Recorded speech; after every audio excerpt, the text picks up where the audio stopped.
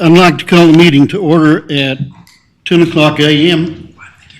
I'd also like to ask, as a courtesy to all, please ensure that you have silenced your cell phones. Each director received notice of the committee meeting. The public meeting notice was properly posted as required by law. All the committee members indicated they would all be present at the meeting. At this point in the meeting, we have set aside time to hear from you, the general public. Those of you that were interested in providing comments and filled out one of the cards available at the receptionist desk will be called to make your comments at this time. I have no cards. Is there anyone from the public that wishes to speak?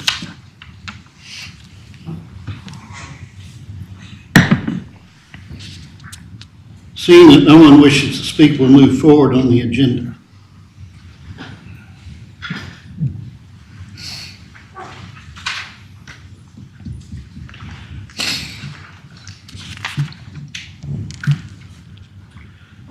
First item on the agenda is a report and possible discussion on property management master plan phase 1 update by Blake Kettler, Technical Services Manager.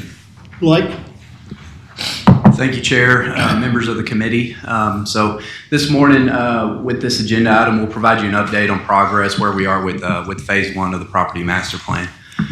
In addition to myself presenting today, we also have John Dixon, our property administrator, here as well. He'll kind of act as our subject matter expert, and we'll jump in there to emphasize on some points. And we also have half associates with us present today, the team over here, in case we get any questions or anything that we might need their assistance in addressing. All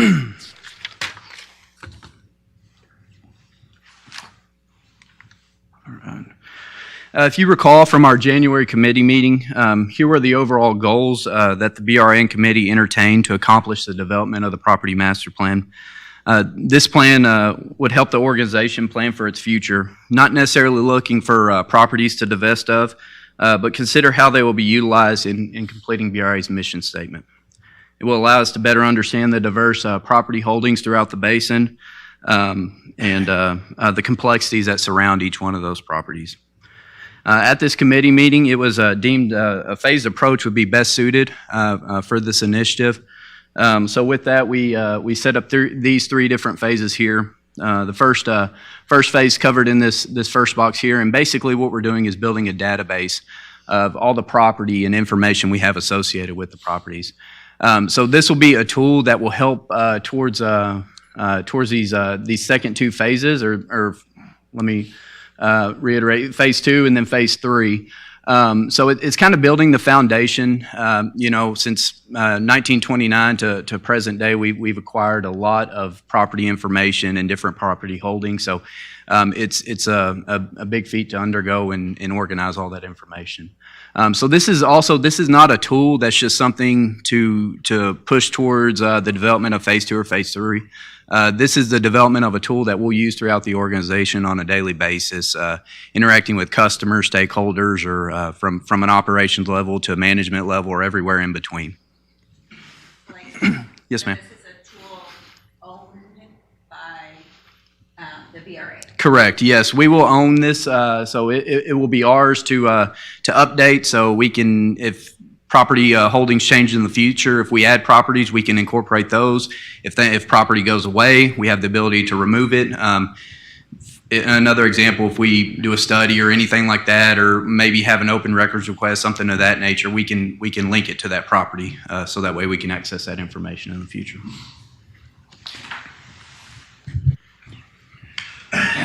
Blake? Yes, sir.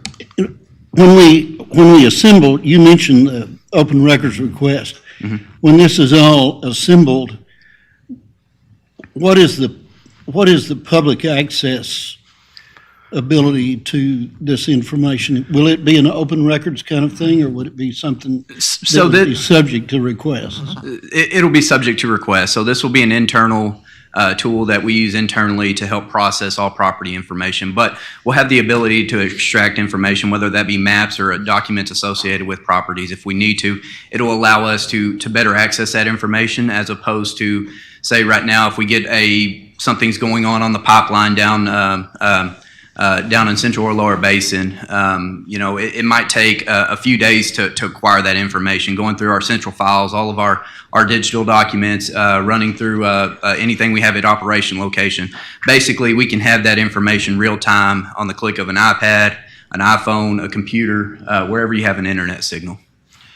Well, and to follow on that question, it would seem to me that this is a major step forward in transparency for us, in that we can produce all the details on a particular piece of property Yes, sir. Yes, sir. with the click of a button. Yes, because we have everything going back from silk maps, the original track maps from Possum Kingdom, to some stuff digital, to documents, like I said, laying it at one of our operation locations. It'll put everything in one spot, that if you're sitting here in the central office, or you're out on adjacent property owner out at one of the reservoirs, you can click on that and pull up all the information associated with the property. Thank you. Sure. Okay, so in order to produce this deliverable, here's an overview of either completed or ongoing tasks within the scope of services. So we went through an interview process with BRA stakeholders, and what that did, and what we mean by BRA stakeholders, is all different levels throughout the organization. So how's this going to affect folks on the pipeline? How's it going to affect folks at our reservoirs, or within legal services, or you name it, all the different departments, to get an understanding of what would benefit them from this tool. Then we went into developing the user goals and objectives, and that's basically outlining some real high-level goals of what came out of those interviews. We have the review of existing and ongoing studies, and one thing that you folks are familiar with is one thing that BRA likes to do. We like to study stuff if we're unsure of it. So we study it. So we have, quite a few studies laying out there from 1929 to current day. So going through there, seeing what's relevant, understanding what's impacted property holdings, or may have an impact there. So that's one of those long tasks that'll take a while to get through, and will basically go for a majority of phase one. We also toured BRA properties and facilities. That's something else we'll emphasize here in a little bit. Download of existing data. That's all that information, like we talked about, the silk maps, all of our documents, gathering from all the different locations throughout the basin, and getting those together and putting them into this system. And then the development of the property management database and interface. That's where we start looking at what does the database look like, feel like, how do you search it, all that good stuff. And then the integration of scan boundary data, which we'll emphasize here in a little bit. So starting out, our first task, like I said, was to interview BRA stakeholders. So here's a list of the different departments that we interviewed throughout that process. This was a really important step because, like I said, it considered a lot of different perspectives and how this information will be used. Folks on the pipeline look at the information different than folks out at one of our reservoirs. So this was a really eye-opening or a lot of good feedback there. The stakeholders were pleased or kind of shocked with the capabilities and ease of use of the system. So we would start out with basically a history of the facility itself, kind of talk about the complexities that surround it. Half would give a quick overview or show them and talk about what the database is going to, like I said, look like, and how they're going to be able to access this information real time. And I think there's a lot of good feedback that this will be a beneficial tool.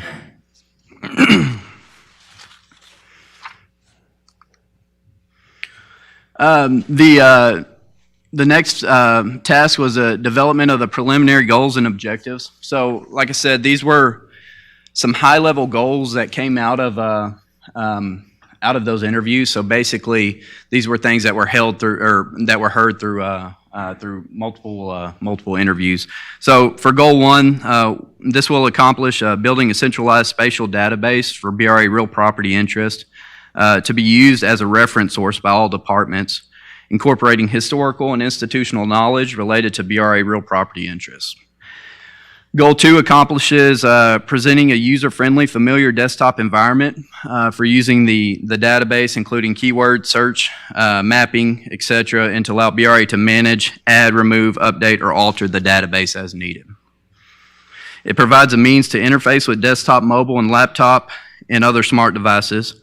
It allows communication between existing BRA information systems, including ArcGIS Enterprise, Microsoft SharePoint. It generates quality maps that can be readily scaled, printed, or exported to electronic format and provides BRA staff training to maximize the benefits of the property data system. And then Goal 3 accomplishes Goal 3 accomplishes identifying properties that are of strategic benefit to the BRA. So water supply, cultural and natural resources, flood protection, etc. It identifies and organizes site-specific factors that guide BRA property and management decisions. And then Goal 4 is covered through, develops a consistent data platform that provides BRA the tool to proactively distribute their messaging to BRA partners, property users, and the general public. So that's, you were asking about how this will, public will have access to it. It'll be an internal BRA tool, but we can extract information quickly out of there to share with public. Is this something y'all are developing in-house or using a third-party developer? We're using Half Associates to help us develop that. So at the January committee meeting, we went through that interview process and selected Half Associates. That's We got what I thought. authorization Okay. at the January Board of Director meeting. Yes, sir. Before you leave it, can I ask a question? And I'm going to venture beyond my expertise for a minute, but the language, the database tool language that's being used, is that something that our information technology, our IT department is familiar with? In other words, when Half is already off doing other things, they're finished with their contract, is that something that our IT people will be able to maintain? And if there were modifications necessary, they'd be able to program it and work with you? Yes, sir. So we do have an internal GIS department. So they cover a lot of different areas within GIS. Our operations vary across the basin. So, they're very knowledgeable and can update this information. Where Half comes in, they've got the GIS experts to really fine tune this database and get us set up with it. So that way we'll have a tool. But yes, they'll provide training and folks internally are real comfortable in working in ArcGIS. Okay. Sure. All right, so initial property information. This was a list of different data sets that were included within the scope of services. So I said we identified certain things or criteria that we'd like to be able to search on each of the different properties. So you have, you name it, everything, location, how the property, the grantor, grantee, encumbrances, so if there's any zoning or restrictions or anything like that. Mineral rights, properties adjacent to WOTUS, which is, that's always changing depending on what new administration's in DC. So that's something that we'll have to have the ability to edit and make those changes as necessary. One thing to capture here, we had additional stakeholder input. That is where, when we went through that interview process, we identified new data sets that we should include within the database, and I'll show you those here. So I'm not going to read through all these. I know this is a lot of information, but this is to kind of give you a feel for things that were identified through that interview process that we should look at, or Half should look at incorporating into the database itself. So we have 2 slides of this. I'll give you a second to look at that, and then I'll roll to the next slide. And here were the rest of that information.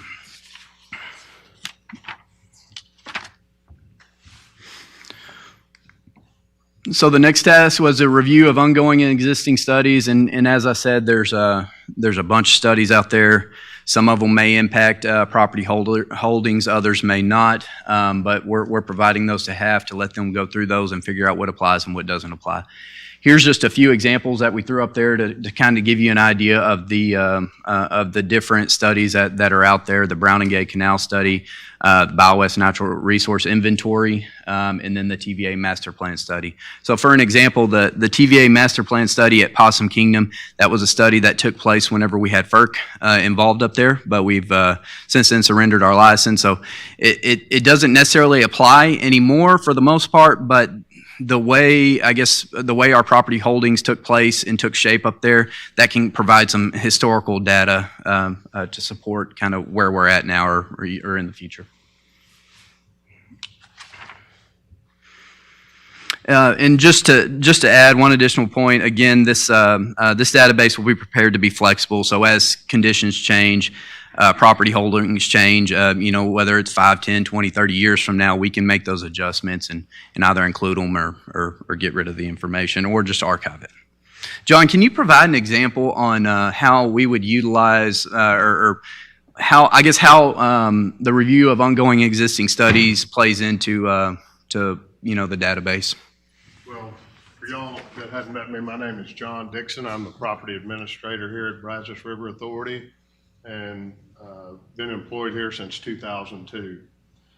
And here's a study that I just grabbed out of our file. It's guidelines for permitting on-lake facilities adjoining undeveloped areas at Possum Kingdom. John, I'm not sure we're capturing your. Okay, There you go. that better. Sorry about that. And so there might be some real valuable information in this that, of course, the study was done in the late 70s. A lot has changed. As Blake mentioned, FERC's gone away. We have BRA's divested a lot of property. But there might be something in here. I asked the Possum Kingdom staff, they look at it. They said, yeah, we look at it. There could be something in there. So we don't want to take anything that we've paid for in the past that might have some valuable information and utilize it in what HAF's putting together. And as I mentioned, we've got HAF and Associates. Here we've got Lenny Hughes. He's the project manager on this project. Aaron Atkinson and Jenny Conley. And when Blake mentioned, will this be interactive, our goal is to get it where you can get it on your phone. I was at PK last week with Lenny, and I was fumbling through paper maps. Lenny was looking at his phone, and I thought that's where we need to be. That way, all of our personnel can look at it and get real-time information. Their GIS folks are on steroids. That's all I can say. We've really enjoyed working with them. Thank you, John.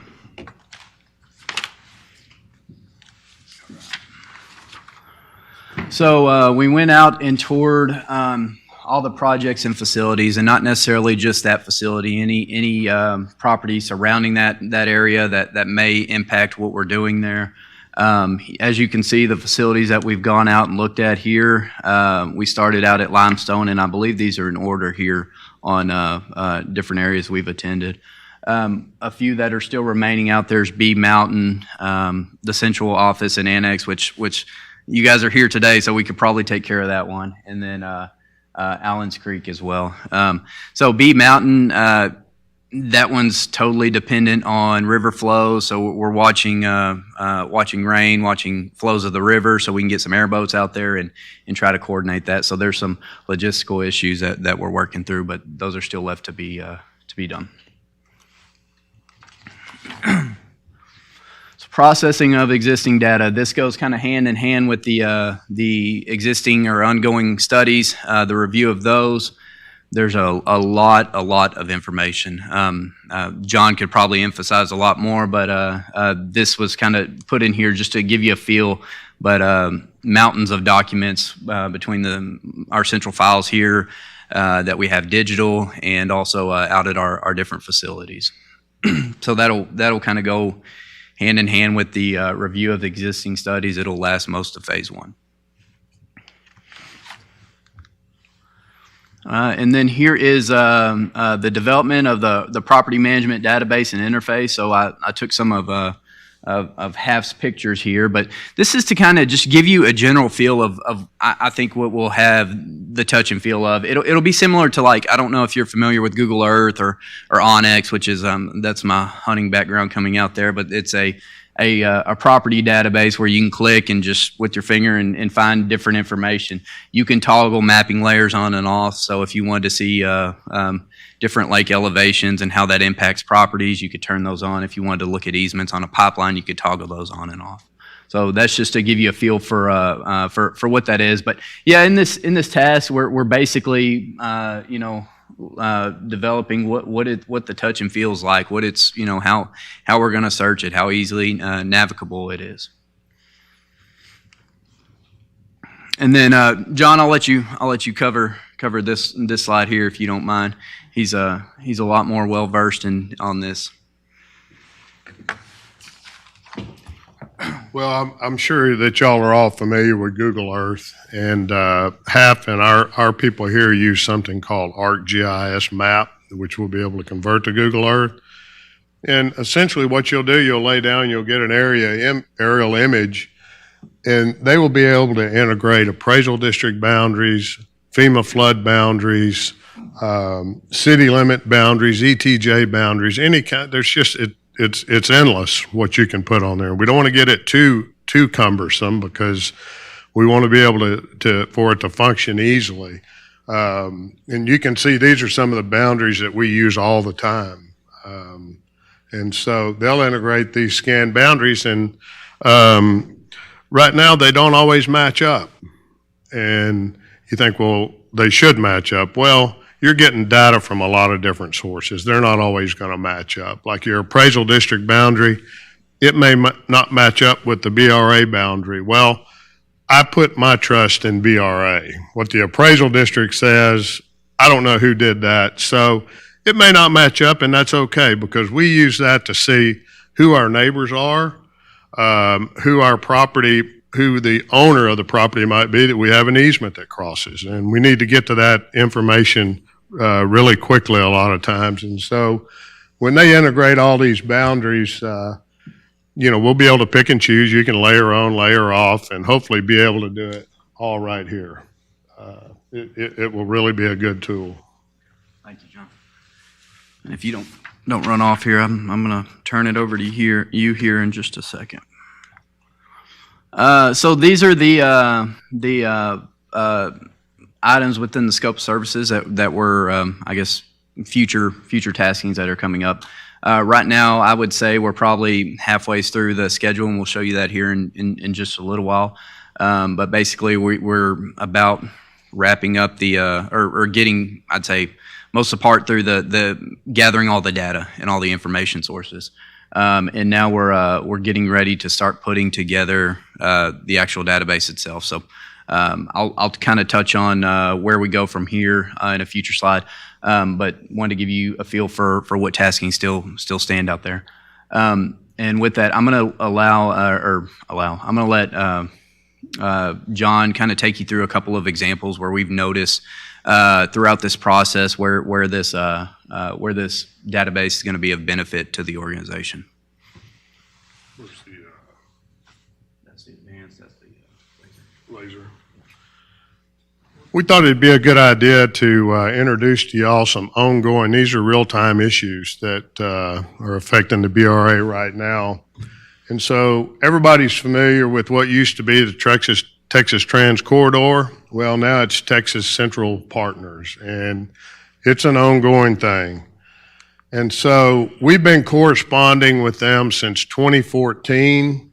The reason I wanted to show you this is that all the different layers and areas of information that we have to go to assemble this. Once we get our database put together and these layers put on that HAF is working on, we'll be able to go and click and point, and hopefully, as Aaron says, we want to be 3 clicks away from where we want to go. So I don't know if that'll be possible, but we'll see. But that's the Texas the Texas Central Partners Dallas to Houston high-speed rail. When they sent us in, that's our main concern right there. we don't want them around that dam. We don't want them anywhere close. So we wanted to make sure that that distance was sufficient.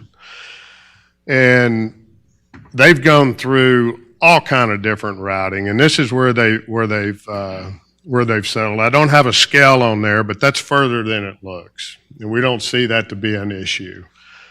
What did turn out to be an issue is right here, where they cross Lambs Creek, and the elevations at Lake Limestone are 363, the pool elevation, 366 that BRA owns an easement that you can't build anything in, and then 370 that we have the right to inundate. So what do we have over here at Lambs Creek? Because they're certainly crossing it. So we zoom in, and the yellow, I believe, is the 370. So they're crossing property, not that BRA owns, but we hold an easement.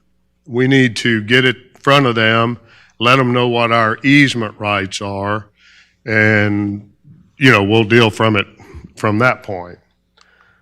So here's our original track we bought.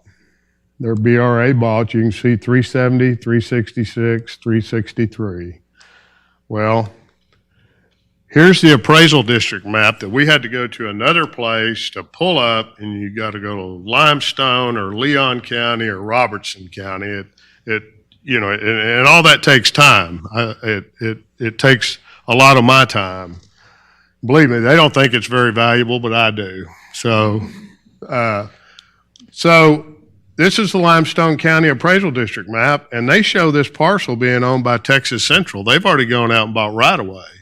So now, instead of Imogene Jones owning that piece of property that BRA's got an easement on, now we got an owner named Texas Central, and they probably deal in a little different matter than Miss Jones, or Elroy Smith. These are big boys, and so that concerns me.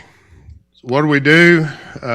We look at the appraisal district. Sure enough, Texas Central, they own the property. We have an easement. Our easement supersedes their purchase of the property.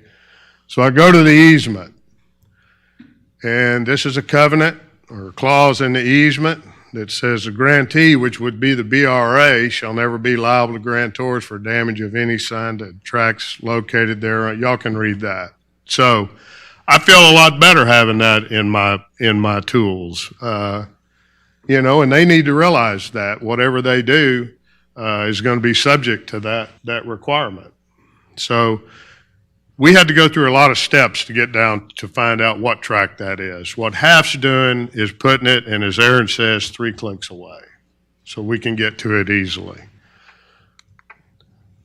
Here's another one at Lake Limestone, no structures of any kind. They need to be aware of that, because if they violate that, we're going to keep an eye on it. And, we've made people remove structures. We've made them alter structures. And these are very important documents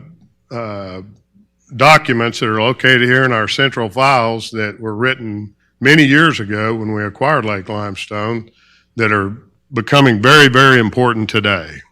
And so it helps us get to those, get that information to Texas Central, which they've been great to work with. We've been in touch with their engineers. And so here's another one, Williamson County raw water line.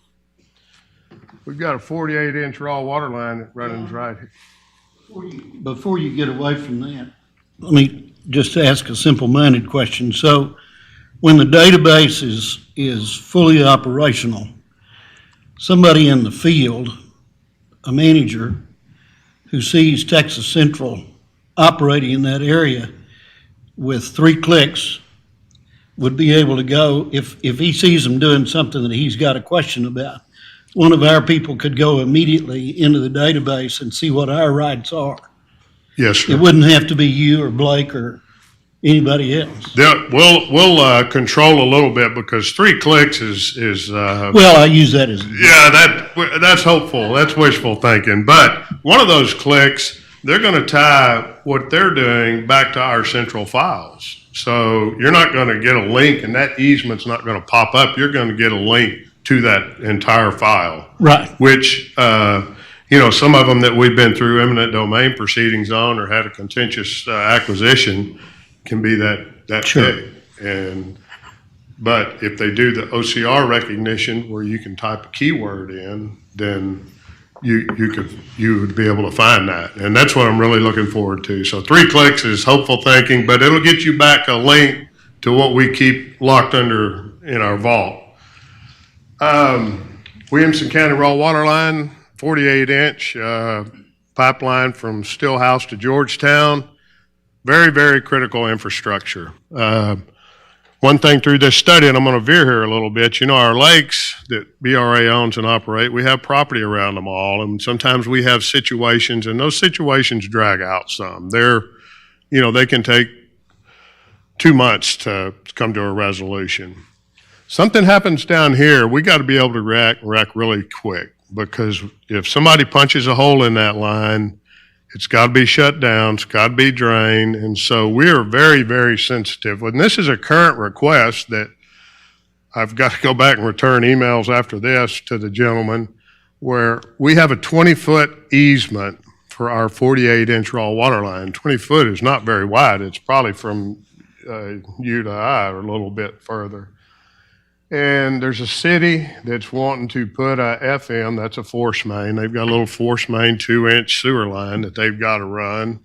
And the reason they're coming down here with their force main, as you can see, the Ascension Estate owns to right here. They can't get an easement across there. So they want to veer and come out and cross either above or below our line, which if we got to work on our line, we don't need anybody in the way. But there may be, I don't know how this is, like I said, I wanted to give y'all some real-time examples. And so I want to see our easement. I want to see our road crossing. This is a county road. And that information's in all different kind of places. And I think that we're going to have to be able to consolidate it where we can get to this quicker. I can get it to our engineers, our operations folks, and they can, we can make a good collective, a good decision for the Brazos River Authority. Because if you read the easement document, which I don't know if I included, I don't think I did, yeah, they have the right to make utility service line crossings.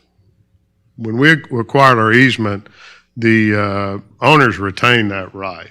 And so I think that's for Miss Ascension. I don't think it's for the city that's wanting to do that. So this will give us all the information that our legal services, myself, and engineers and operators can look at it and say, hey, we're all for this, but you're going to have to bury it. I don't know what the crossing limitations between a force main sewer and a raw water line are, We talk about layers. We might be able to have a link to the TCEQ requirements that will show us that, and we'll be able to have a good answer very quickly. I don't know what else we've got in here, timeline. Can we come back to that, Blake? Yeah, that's fine. And let me go to my pictures. Yeah. That way I can get out of your way. Did we include them? I'm not sure. You added them in there. No. Oh. No, we don't have them in here, but I'll go explain to you real quickly what they were. And this has nothing to do with other than trying to do the right thing. There's information buried in these files that I know about that they're going to link so that everybody will know about. We've got a crepe myrtle tree on the Williamson County raw water line that has a mother and some horse's ashes buried around it. It's not in our easement, it's right by it. But anybody going on there to do work needs to know, because the only thing somebody remembers is if you did right.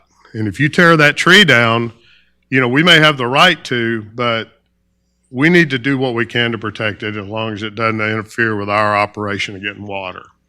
Same thing with Miss Irvine. She's got big corner posts with rocks stacked up that her great-great-grandfather stacked up. Not in our easement, right on the edge.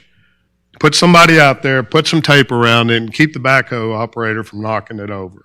Because they only remember when you do right. We do wrong, y'all will hear about it. We've also got some billboards on the Williamson County raw water line that you think, that's why I wish that I'd have got it in there. It's the Yeehaw Ranch, and it's basically 4 old telephone poles. And you think, well, why would we care? What's that? Why are we interested in that? That sign's grandfathered as to current TxDOT regulations. We knocked that sign over. I don't know what he gets. He gets $5,000 a month advertising off of it. He can't go back and rebuild that sign. He's got to go. He might not be able to. So even though it's not on BRA's easement, it's right next to it. Like I said, we've got a 20-foot easement. And so we'll be able to geotag those files. Special conditions, Williamson County raw water line. Don't knock that crepe myrtle tree over. Don't knock the rock pile over. And please don't hit that sign, because we're going to be paying for, somebody to get assigned to current TxDOT standards. And so there's a lot of information that's buried back in those files that I've sat across the table and talked to people about, looked them in the eye, and said, we're going to try not to do that. Well, that needs to be brought forward, because, I'm old, and half can get that in, geotag it, so Blake can pull it up, y'all can pull it up, anybody can look and see. We need to be careful around here, because there's horses' ashes underneath that tree. So that's just a few things that I've learned going through this process, where y'all allowing us to undertake this deal is really going to help us. It's going to help y'all make decisions. It's going to help us in the field. And I would like, for one, to say I appreciate it and thank you for the opportunity to work on it. So that's all. I hope I didn't go too long with you people. All right, thank you, John. The takeaways there, be able to access this information real time out there in the field is very important. Understand the complexities is very important as well. I'm going to back up one slide. I'll try not to run too late here. So I had a red line on here, but I'm going to do the best I can. We are about right here right now. So we're about halfway through the scope of services. This kind of gives you a feel for what's still lying out there, what needs to be accomplished. The goal is to hopefully come back to or have another committee meeting in January, and to, at that point, turn it over to HAF and let them navigate you through the database so you can see what that looks like, and provide some feedback there, as well. Hopefully have a high-level outline for Phase 2 scope of services. So that way, where we start looking at those other 2 follow-up objectives there for Phase 2, and kind of understanding what taskings need to take place to make that happen. And let me get to my. Sure. So right now, our contract with HAF, they should be through by the first week in March. Is that what you're saying? Correct. Yes. Okay. And then in January, when we review the status update, then you will present Phase 2, and then this committee then will determine how to move forward in Phase 2. That's what the plan is. Correct. And then ultimately, depending where we are with the scope of services, if we're still high-level outline, we can work through those details, get that developed, and fingers crossed, hopefully bring something March board meeting to for approval for Phase 2. We in January only got approval for Phase 1, so we'll have to come back for approval for Phase 2 and Phase 3. And we're going out for bid for that again. The way it's set up right now, it's under. We don't have to go through the RFP process again, but if the committee, that was something that y'all like to entertain, we could take a look at that. So the takeaways, this database will allow us as an organization to be proactive instead of reactive when it comes to property management. It provides a foundation, of course, for building for Phase 2 and Phase 3. And additionally, just to reiterate, it creates an invaluable tool that BRA will own into the future to help us making those property management decisions. And again, I just want to thank you all for allowing us the opportunity to pursue this initiative. And with that, I'll take any other questions if there are any.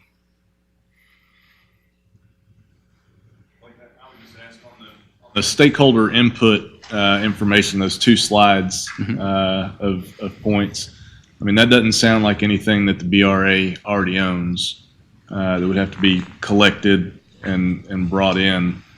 Does that increase the budget for the project? How, is that? No, that's all covered within the fee for phase one. So that was kind of the catch-all. Hey, we had these things identified, but also, you know, I'm sure when we go through this process, we're going to find other stuff. We need to make sure that gets incorporated. So that's built in within that fee. Thank you. Wait, can you give some understanding to the committee? So the board approved this project in January, and we didn't start until the third week in July. What was the delay? Yes, we actually executed contract in June. The delay was, so there were still a few outstanding items that we were working through as far as responsibility-wise within the scope of services. The main thing that we want to make sure is we're getting the bang for our buck, making sure there's nothing that's forgot about, everything's incorporated within that scope. So we were still ironing out a little bit of that as well. There were some other things that took priority within the organization. One thing is, or an example of that would be the winter storm and how that affected our facilities and backup generation and all that stuff. So there was a change in focus for a little while, but those were kind of the major drivers there for the delay in execution of a contract. Yes, sir. Blake, just to clarify, and maybe everybody else is clear, but at the end of phase one on this project, are we going to have a fully functional database? In other words, is it going to be populated with all the data so that it'll be fully functional? Yes, it will be a complete database handed over to BRA, training as far as using it, how to update it, all that stuff will be provided to So BRA. really, at the end of phase one, we will have completed that initial project. Correct. And also, just to be clear, there's no discussion about future planning for divestiture or anything like that on the properties. In other words, all we're doing is simply documenting exactly what's there and not making any conclusions or decisions about what's to be done with the properties. Correct. Phase one is just organizing our data, is getting it to where we can easily pull information as we need to. Subsequent phases, we'll look at, how do properties meet BRA's mission statement? Will provide us kind of some direction on moving forward once we're done with the consulting end of things and we're going back to normal operations and we're done with this initiative, giving us a matrix or some scoring criteria to understand when we get, if we're approached about selling a piece of property. Does that make sense? Are we going to need that for the future? Does it serve some other benefit for us, whether environmental or whatever it may be? So yeah, we'll look at from that perspective in future phases, but right now it's just organizing the property. Okay. Thank you. Sure. So Jim, you asked the question I had. That's the first half. The second half, I guess the question is, are you expecting a phase two? I mean, I hear what you're saying, and what kind of timeline are you thinking phase two? Is it going to be back-to-back, concurrent, or? Yes, ma'am. The way, because we have scoping for phase two actually built into phase one, so the way, as long as there's no hiccups, everything looks good, roll from phase one directly into phase two. Timing wise, I would hope that it would be very similar to phase one as far as length of time to get through phase two. That's what I was looking for. Do we have what phase two looks like? The very first slide? Phase two, like if you went Yes. back to the very first Sure, let me get through here. But the bottom line, what you're talking about, I mean, that's up to the board Yeah. to decide when we want to start phase two. Correct. Because it's very possible that we say, let Blake and his team work through phase one to make sure we understand it and have a good understanding before we jump into phase two. But that would be up to The board, committee yeah. to make the recommendation to the board. But phase two is that. Mhm. Second. The And- second, and okay, these- I missed that, sorry about that. Okay, good. I think I would just add a couple of comments that, when you hit, back to your timeline, when you get into the training and the implementation and the go-live dates, you're still going to have that period on after you go live of, okay, we're in it, and now let's modify and make a few edits and changes, and can we, that's where people start brainstorming and say, okay, I can see it, I can touch it, can we edit a little bit? I think that's, I think that's something to remember in your timeline, yet, I know it's our decision on the next phase, so you don't lose the momentum and, just something to think about. Okay, that's noted. And just to, on these objectives, none of these are set in stone. So as we work through here, if things develop the way, we basically just have a contract built for that first objective. So those are still, we can make adjustments there if needed. Mhm. Any other questions? Sounds like y'all made a lot of progress. All right. Thank you. Appreciate it.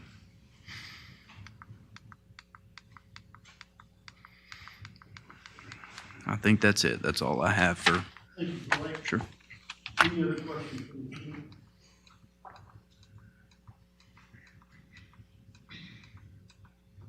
I have nothing further on the agenda. I will entertain a motion to adjourn. Motion died. Four. Second died. Director Machine. Thank you very much. All in favor, say aye. Opposed? No further business before the committee will adjourn the meeting.